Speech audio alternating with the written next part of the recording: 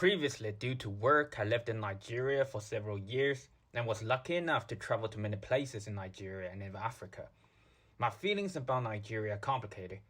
Many people and things here carry my beautiful memories, but there are also many people and things that make me sad. Today, based on my experience, I will briefly talk about what kind of country Nigeria is and what foreigners should pay attention to when visiting for the first time. The first and most important thing that many foreigners are concerned about is safety. I lived in Ikeja, Lagos, which is located in the southern part of Nigeria, and is relatively much safer compared with some other places. People here are generally very hospitable and friendly, and the population density in big cities is madly high. The perceived dangerous areas are in the north, where Boko Haram is located. However, the term relatively safe also depends on the country being compared to. We once conducted a thorough search for our two-story house due to suspected theft and found a large bucket of marijuana in the room of one of our employees. The police directly told us that our home was likely a major distribution center for marijuana in the entire area. And this happened in the Lagos area. One of my colleagues was robbed by local bandits while on a business trip to Ibadan, which is also in the south. And they only thought money and did not harm him, and he returned to Lagos peacefully. It can be said that as long as sufficient security measures are taken and an armed police escort is hired when traveling outside Lagos, there generally should be no security risks. The second thing concerning diseases and healthcare. If you're planning to visit non-urban areas after arrival, it is important to carry enough medication with you. While I personally have never had malaria, many foreigners in Nigeria have contracted it. When combined with typhoid, fever, the experience can be excruciating. However, in Lagos or Abuja, there are adequate healthcare resources to handle common illnesses. During my time in Nigeria, I have visited hospitals 3 times, once in Ikeja and twice in Lekki. They all have good reputations, and I even underwent an endoscopy at the hospital in Lekki. However, the downside is that its diagnostic ability for complex conditions is limited, as my gastroesophageal reflux disease was never diagnosed over there. Thirdly, it's about interacting with Nigerians. It is important to understand that respect is mutual. If you don't respect the different ways of life and cultural customs in a foreign country, the locals and even people from your own country will not respect you. Nigeria has many tribes and languages, but English is commonly used for communication. The major ethnic groups in the south are Igbo and Yoruba, while in the north it's mainly Hausa. Nigeria is a religious country with Christianity and Islam being the major religions. Therefore, even if you don't practice a particular religion, it is important to show respect towards it. Let's talk about the characteristics of Nigerians.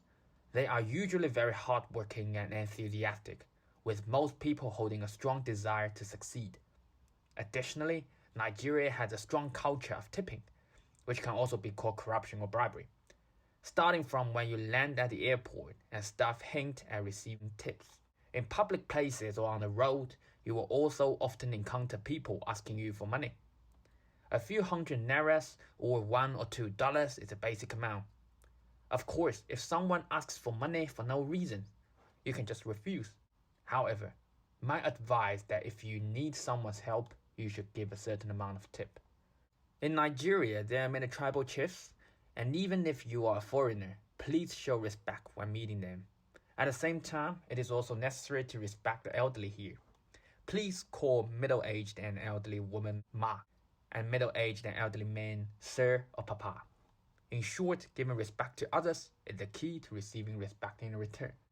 The fourth thing is the economy.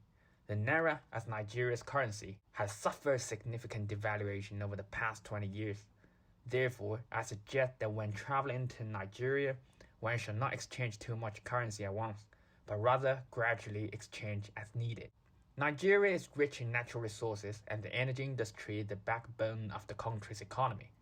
However, for many reasons, Nigeria's economy has continued to deteriorate, particularly during the pandemic. The phenomenon of polarization is common.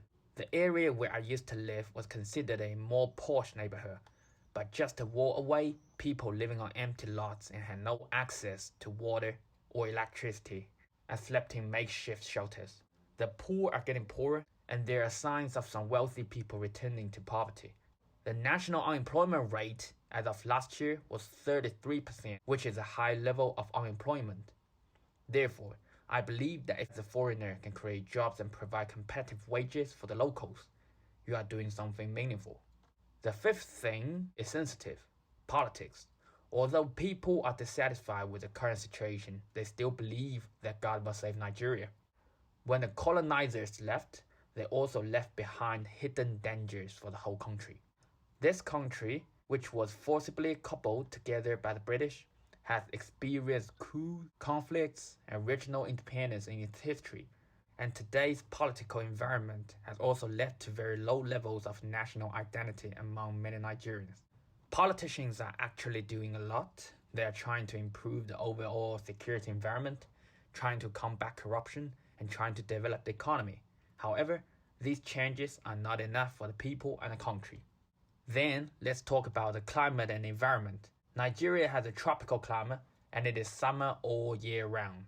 During the rainy season, there are heavy downpours, and during the dry season, dust from the Sahara blows across the country. The warm climate also means that there are many mosquitoes which can spread malaria, as mentioned earlier in the healthcare section. If you plan to stay in Nigeria for a long time, make sure to bring a mosquito net, or you can buy one locally. The hot weather also means that you won't be able to wear your Montclair or Canada Goose jackets here, so prepare lightweight summer clothes instead. Last but not least, infrastructure.